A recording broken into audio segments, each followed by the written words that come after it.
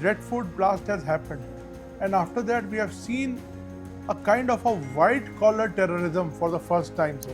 The white collar terror in Kashmir and in other parts of the world has always been there. Sleeper cells have always been there, who at the face of it, वो लगते हैं कि बहुत शरीफ आदमी हैं, doctor हैं, अच्छी family से हैं, पढ़े लिखे हैं, और वो एक तरह से they are ticking time bomb. ये जो मॉड्यूल फरीदाबाद में और दिल्ली जो रेड फोर्ट ब्लास्ट है, इस पूरे मॉड्यूल के ऊपर जैश मोहम्मद का सिग्नेचर स्टैंप है। जो पुलवामा का आईडी ब्लास्ट हुआ था 14 फरवरी 2019 को, जिसमें हमारे 40 सीआरपीएफ के जवान वीरगति को प्राप्त हुए थे, उसमें भी जो कार बम का इस्तेमाल हुआ था, वो कार 7 से 8 हैंड्स एक्सचेंज कर चुकी थी। और ये जो व्हाइट कॉलर टेरर जिसके ऊपर आपने बात की, ये अभी आगे आगे ज्यादा होगा, क्योंकि जो स्टीरियोटाइप्स हैं, स्टीरियोटाइप लुक्स हैं, स्टीरियोटाइप नेम्स हैं, स्टीरियोटाइप बैकग्राउंड्स हैं, वो अभी पुलिस और इन्वेस्टिगेटिंग एजेंसीज के स्कैनर के नीचे।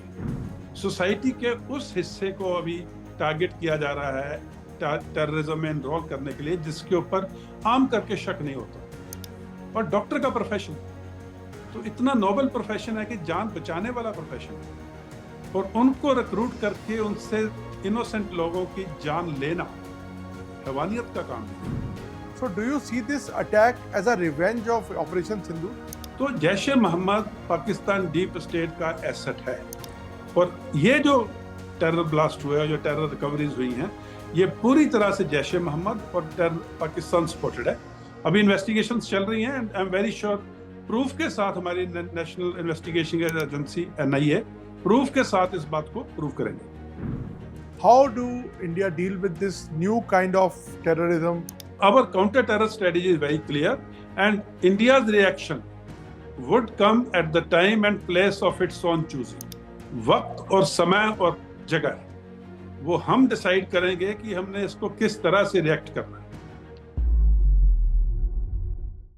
Today we have with us a very special guest, Lieutenant General retired Mr. Dhillon, and he will be talking to us about the Red Fort blast and connecting incidents and events which are taking place.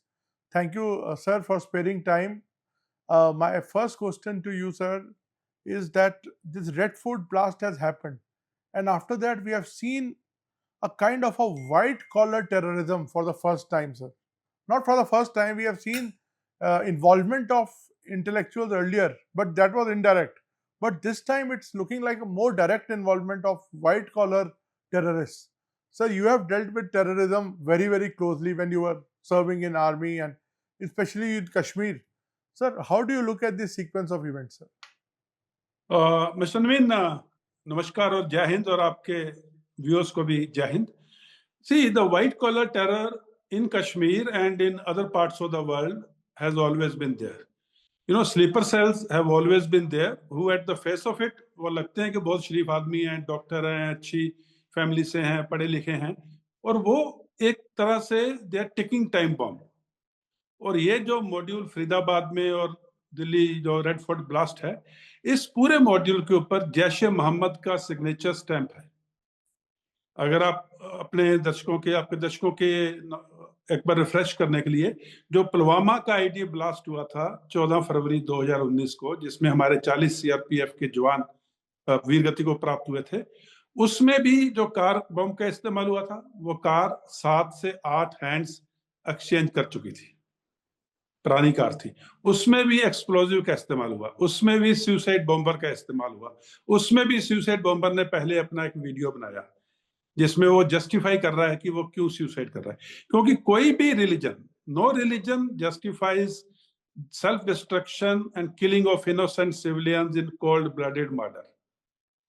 और उस बात को justify करने के लिए एक तर्क दिया गया या एक जस्टिफिकेशन, तो ये बहुत सिमिलैरिटीज थी।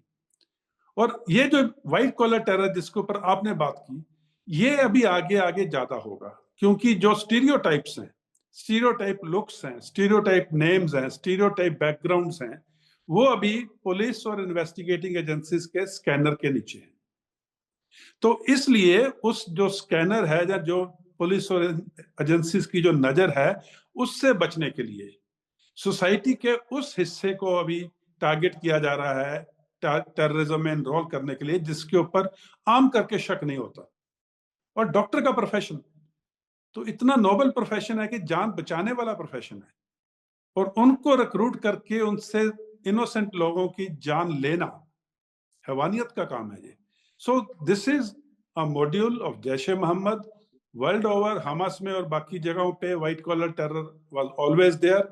इंडिया में भी it was there as sleeper cells, लेकिन probably indulgence in terrorist act ये शायद हम पहली बार देख रहे हैं। Sir, in your opening answer, you said that this has signature of Jaish-e-Mohammed.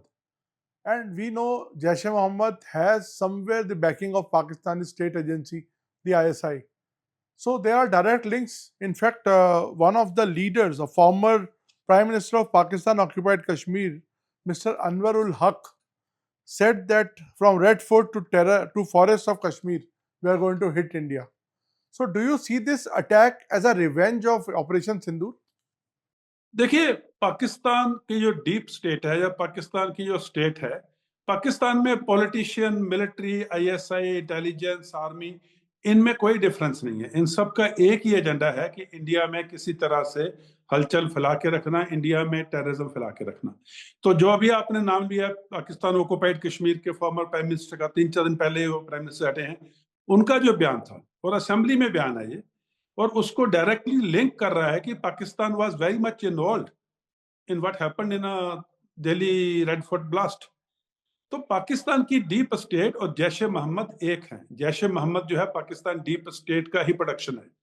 उसको सपोर्ट ही नहीं, वो पूरा उसको training, facilities, supporting, housing, funding, और फिर टेररिस्ट को इन्फिल्ट्रेट करना इंडिया के अंदर, पाकिस्तान आर्मी की पोस्ट के थ्रू, लाइन ऑफ कंट्रोल, या किसी थर्ड कंट्री के through.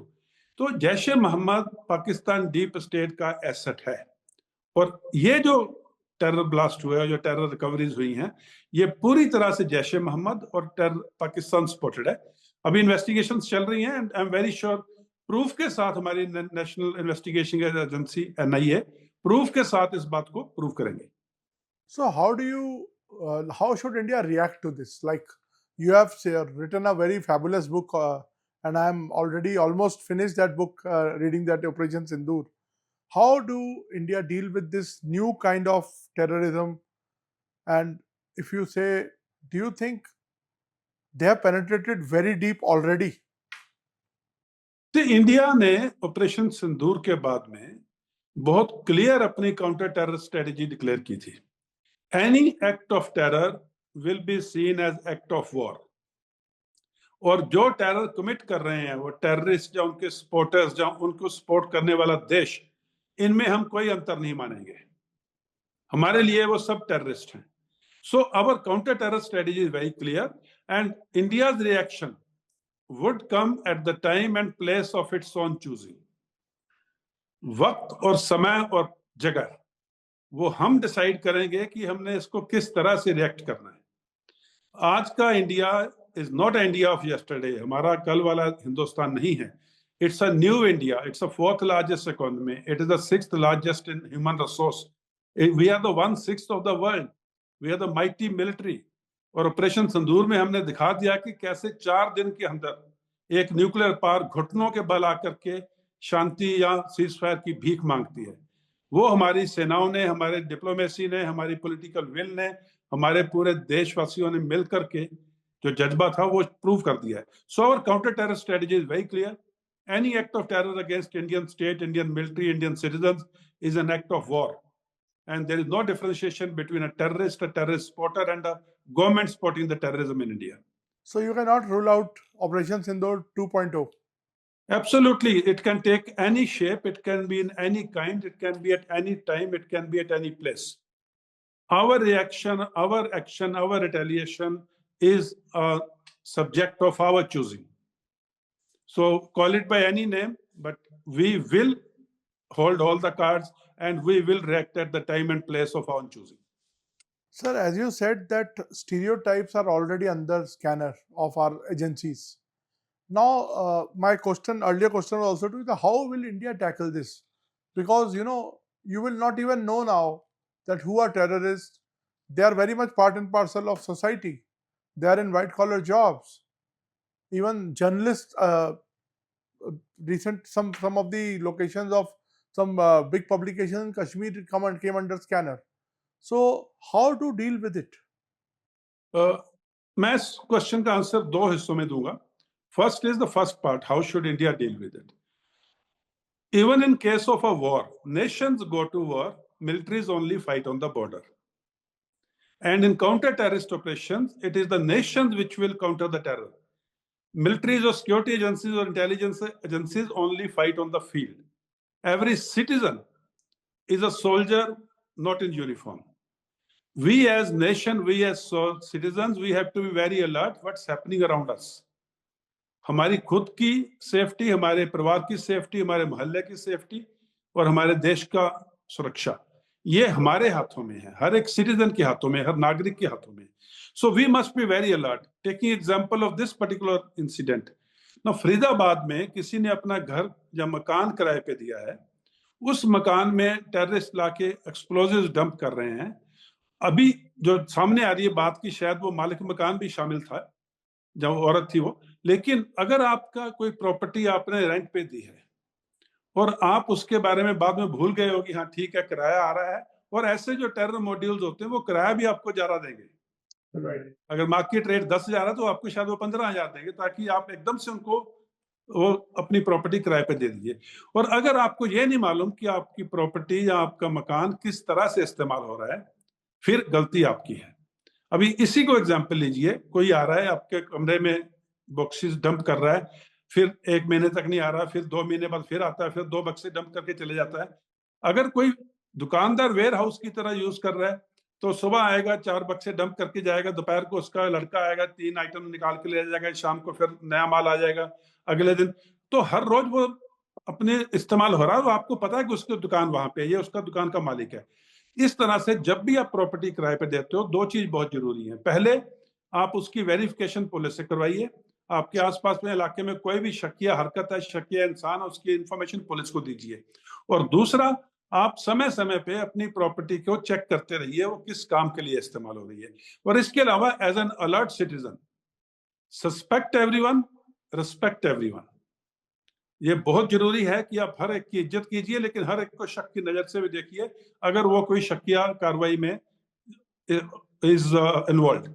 And now coming to the second part, which you said that some media houses are also being searched, which are linked to terrorism in Kashmir. देखिए कश्मीर में ना एक ecosystem काम कर रहा था. 2019 से पहले, एब्रोगेशन ऑफ आर्टिकल 370 से पहले, टेररिज्म जो था ना, टेररिज्म वाज एन इंडस्ट्री, और उस इंडस्ट्री से पूरा ecosystem was benefiting. That ecosystem involved Pakistan's deep state, it involved Pakistan Army, it involved Pakistan ISI, it involved terrorist organization, it involved Hurriyat, it involved overground workers, it involved active terrorists in Kashmir, it involved certain vernacular journalists and press, it involved certain local politicians, it involved certain white-collared opinion makers. All these people were benefiting from the terrorism in one form or the other. And coming to the specifics of what incident you are saying, where certain media houses being raided, the media, especially the vernacular media, was always very polite and soft towards the terrorism and the terror sympathizers. So it's a good thing the government is taking action. We must weed out this cancer of society. We must weed out this black sheep of society. Media is a very, very professional, very ethical profession.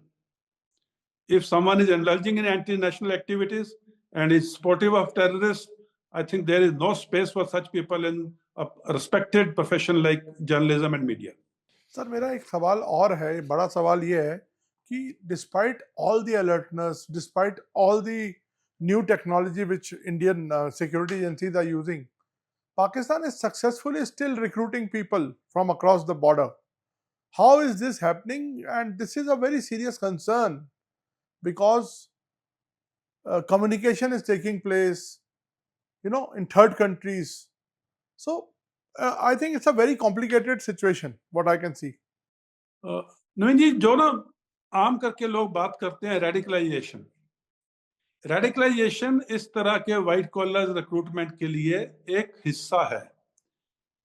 Finances is the main lure. और अगर भी आप Alfalah university को देख लीजिए, उनकी funding को देख लीजिए, वो करोड़ों रुपए जो आ रहे हैं वो कहां से आ रहे हैं? Where is that money coming from? And that money is being utilized to radicalize, as also give incentives to people to enroll in these modules. तो सर इसके बारे आपने में कोई बात नहीं करता है. It's very easy and simple to speak about radicalization, but Right. main source of recruitment has to be funding because economics drives everything. But sir आपने अपना कश्मीर में जरूर डील किया है इन चीजों से, तो कम्युनिकेशन चैनल्स कैसे ऑन रहते हैं सर? मतलब like why it can't be intercepted through technology और थ्रू ह्यूमन इंट? Why we are faltering in these things? See, इसमें whole of government approach is a must. What happens is, moment they communicate on open mobile phones or thing, they will get intercepted. What they're using is they're using certain apps on the internet, voice on internet protocol, VoIP, and those apps cannot be intercepted, or those apps are not, the legal agencies cannot ask for the transcripts. In my opinion, the government should be very harsh with the people who are producing those apps or the owners of those apps. If you want to do business in India, like I said earlier, we are 1/6 of the world. They need us. They want us to, use those apps. If those companies want their apps to be effective in India or being used by Indian citizens, Indian government must have the handle to ask for any details of any person using that app for whatsoever reason. But then privacy clauses will come, no? If they do not agree, if they do not oblige, we should ban those apps like we banned certain Chinese apps. I think nation comes first. Whatever benefits, economic or otherwise, these apps are giving, I think those are all secondary or tertiary or not at all on the table as relevant items. The nation comes first, national security comes first, safety of our citizens comes first, and dignity of the nation comes first. We cannot be seen as a soft target for any terrorist organization. And government has to take very harsh decisions on that. Sir, as you said, that suspect and respect. So there are some cases of now, profiling. Like you must have also dealt with the same situation. Like in fact, some of the top politicians like Mr. Omar Abdullah has said that I think twice before taking out car, because now every Kashmiri is suspected.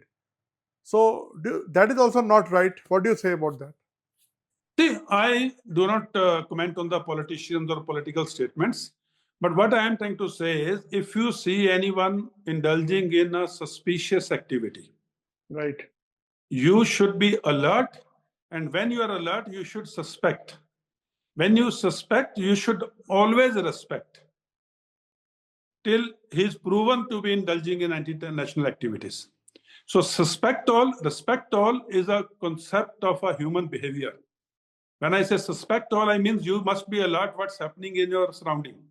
And when I say respect, that means don't go and start bashing up people or start insulting people. You should be very human, you should be very civil, you should be absolutely appropriate in your behavior. And it's only for the suspicious activities, not for routine activities.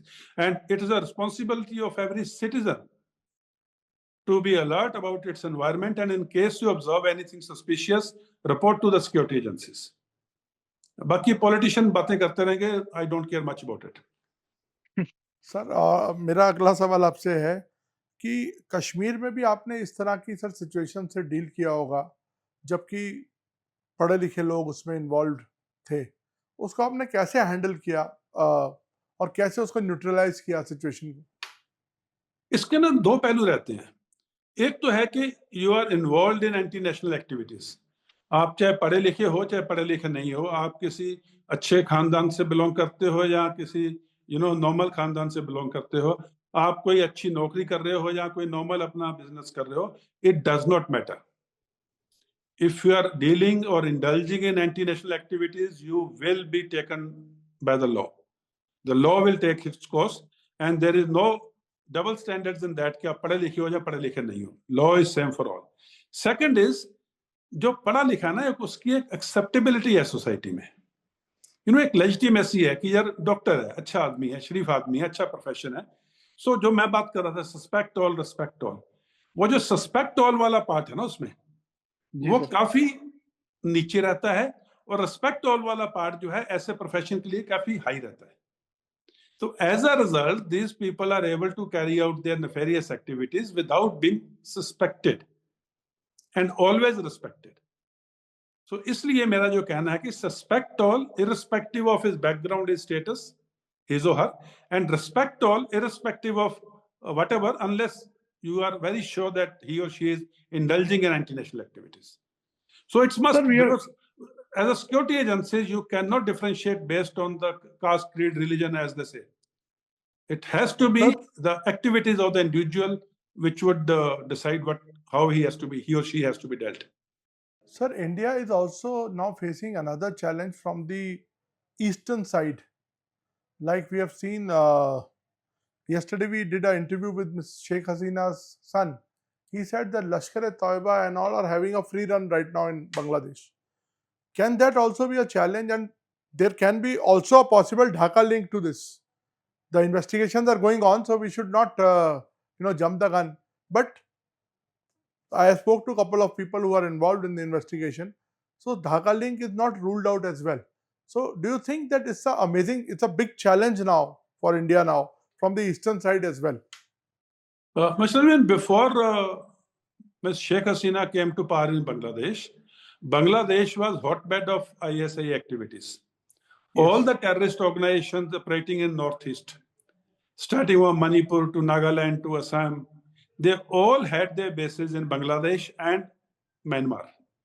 So sanctuaries in Bangladesh were very much a part of the operations when ISI was active before Sheikh Hasina came to power. When Sheikh Hasina came to power, she dealt with that aspects very, very firmly. She also dealt with the Jamaitis who were involved in 1971 supporting Pakistani army against local Bengalis. And that was not acceptable to ISI and deep state of Pakistan. And that is the reason she has been ousted. And that is the reason now a death sentence has been issued against her, because the ISI wants Bangladesh area to be used for anti-national activities against India. And in military parlance, they want to open another front from the Bangladeshi side. You talked about eastern side. So yes, it's a reality. ISI is very active in Bangladesh, and today's Bangladesh government has got no legal or legitimate standing. They are a nominated, caretaker government. And now they indulging in long-term policy decisions on international level, at international level. I don't think it will stand for very long. But yes, what's happening in Bangladesh, may it be from the terror organizations against India, or may it be against the minorities in Bangladesh. Those are matters of concern, and I'm very sure people in our government are looking at it and taking appropriate actions on that. Sir, my last question to you. In a nutshell, we can say that big terror conspiracy has been unearthed and a big attack has been stopped.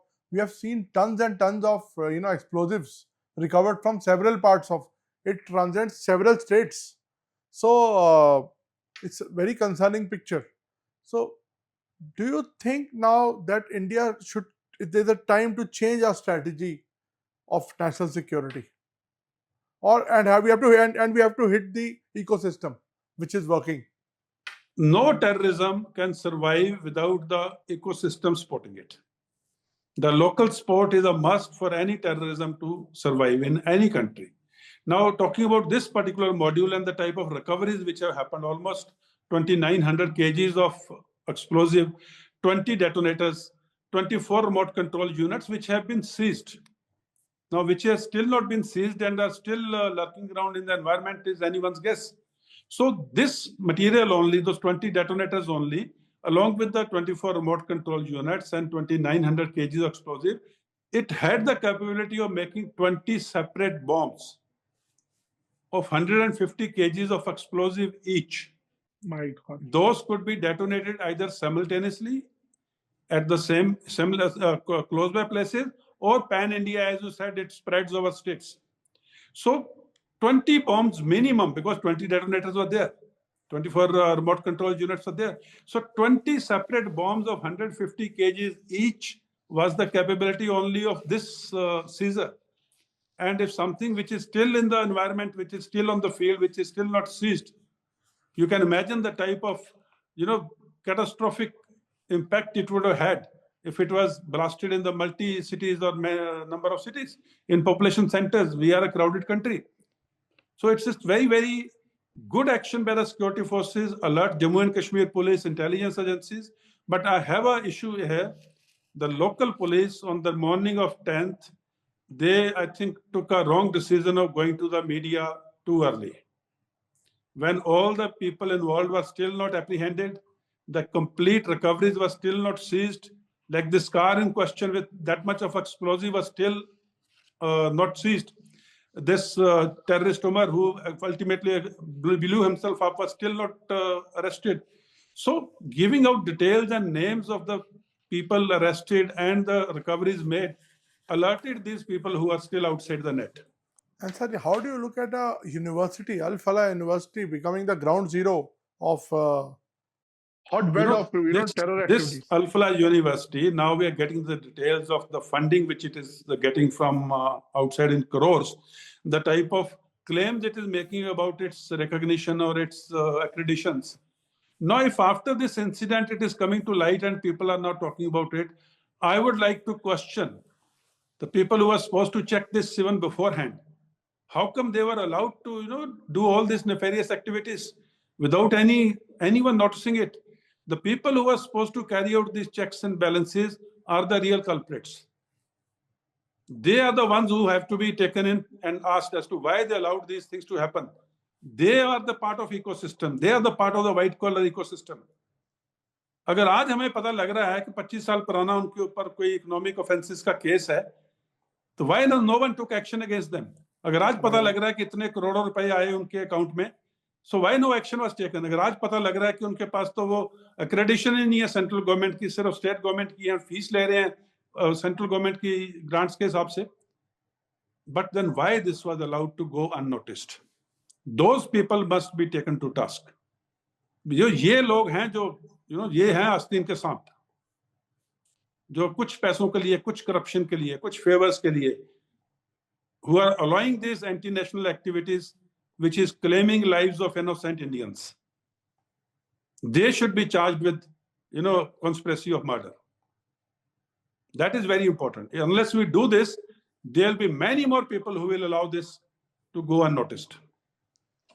Thank you, sir. Thank you for speaking to us in great detail. We will love to join you again sometime. Thank you so much, sir, like always. Thank you, Naveen ji, and namaskar or Jai Hind. Yeah. Thank you.